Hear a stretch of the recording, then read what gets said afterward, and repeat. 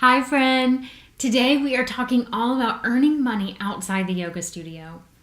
So, last month I did a challenge on this exact topic and it went phenomenal. It was so much fun. We had so many ideas that were brought up, not only from myself, but from everyone who was in the challenge. It was amazing. If you're not already in my Facebook group, you can go back and actually watch all of the videos from the challenge. So be sure to jump in the group if you're not already there. But in this blog today and for the remainder of this month, we will be talking about this topic and all the different components that go into it. Plus, I have 3 interviews instead of just 1 this month. 1 was last week and we have 2 more to go. It is going to be such a great month, I promise. So, why to think about earning money outside the studio? And when you think about this, you think, I want to make sure that I convey how important I think studio work is. I love yoga studios and they absolutely have a place in your yoga career. But when you think about it, there are thousands of yoga teachers graduating from yoga teacher training all the time. So you really have to think about how to stand out, and that really is because of you. You are the differentiating factor. And so whether you are trying to land jobs at a studio or you're trying to think outside the studio, really embodying the fact of who you are, what makes you different, and your specific niche within the yoga world. So if you haven't downloaded the guide, the Niching Down guide, please do that. It is a phenomenal way just to get a little bit clearer on that idea. And so thinking about this, you've really got to start to reframe your mind in terms of money. As yoga teachers, we often have a really hard time thinking about money, but I want to challenge you to think about it as an exchange of energy. Once you start thinking like an entrepreneur, things will get dramatically different. And you can actually use your studio jobs to feed into the other revenue streams that you have in your yoga business. So let's talk about these ideas. Okay, the ideas can go on for days and days and days. You could think about this and come up with a list on your own, or you can get a head start and download the one that I have linked in this blog, and it is 50 ideas. Okay, I've got 50 ideas already laid out for you that you can just click on and go through and brainstorm. Just elaborating on these ideas or taking one exactly as it is and running with it on your own. It's a perfect way to get started. So please download that and let me know what you want me to add to the list, because it's ever growing and I want to continue to add to this list as often as I possibly can. So definitely let me know about that. The idea is that you just pick one for now. It's almost impossible to do that though, but I want to challenge you. I want you to go through this list or the list that you've created on your own and think about the ones that light you up, or the ones that you kind of roll your eyes and you say, yeah, right. No one could earn money doing that. That's the one I want you to challenge yourself on. Because here's the deal. You can share yoga in so many creative ways and earn money doing it. Just get creative and have a ton of fun with it. It is a blast and you will have a great time. And then thinking about, okay, you've got this creative idea and now you're thinking, well, how's this going to fit into my yoga business? So I want you to think about planning for the revenue. And the different revenue streams is something that I really want you to take into account. And so you really start backwards and you start thinking, okay, what do I need to or want to earn monthly? Which will then translate to a yearly goal. So you might even start yearly and say, I want to make this much a year. But most of us think in terms of monthly because we have monthly bills and that sort of thing. So think about that, take that number, and then figure out, here's the second thing that people often forget. Think about how many classes in the studio you want to teach in an ideal week. And remember, this is your ideal week. You're not going to get there overnight.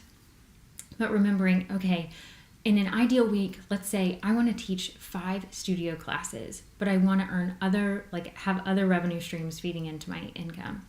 Okay, so take your rate. I have an example in the text blog, but you take your rate and take that times 5 because you're 5 classes and see where that puts you in terms of a monthly revenue stream number. When you have that, you take that You take your total minus that number, and it gives you what you need to get creative with. Oftentimes, this comes into play with private clients.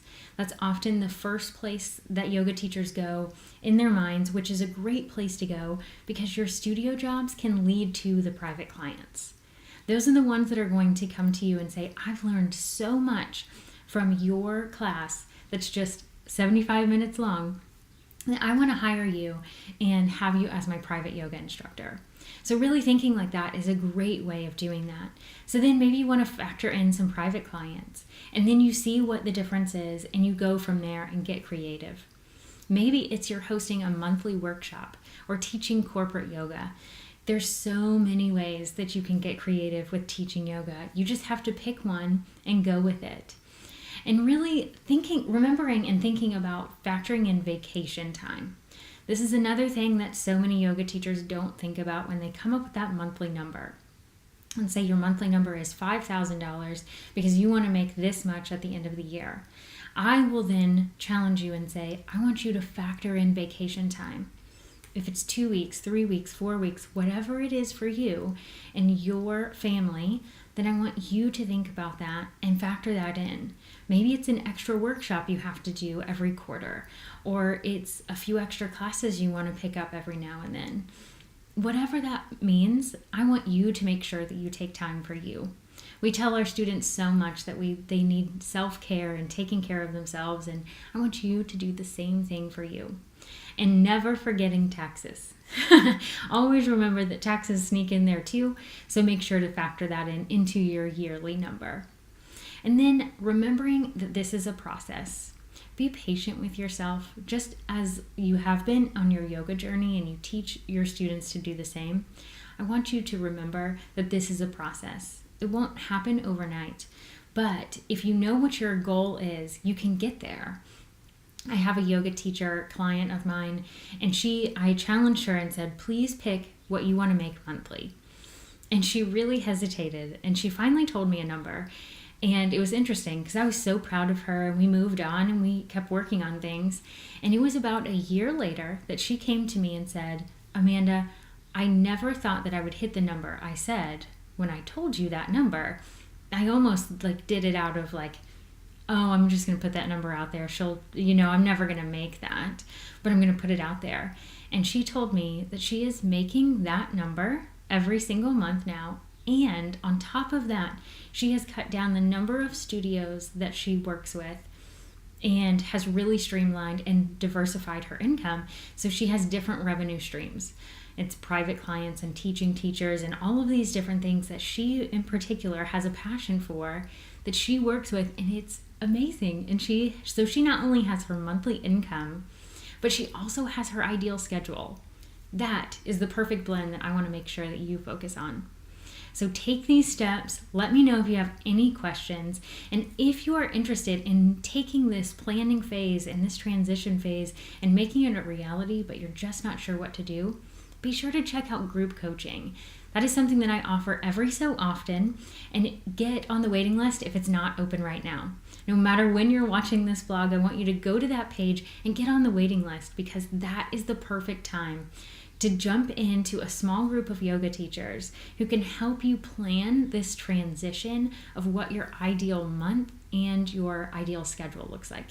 It's wonderful. You get support from not only me, but other yoga teachers too, and we help each other and we hold each other accountable. It's huge progress every time. So until next time, I will see you later, and I can't wait to hear your creative ideas. See ya.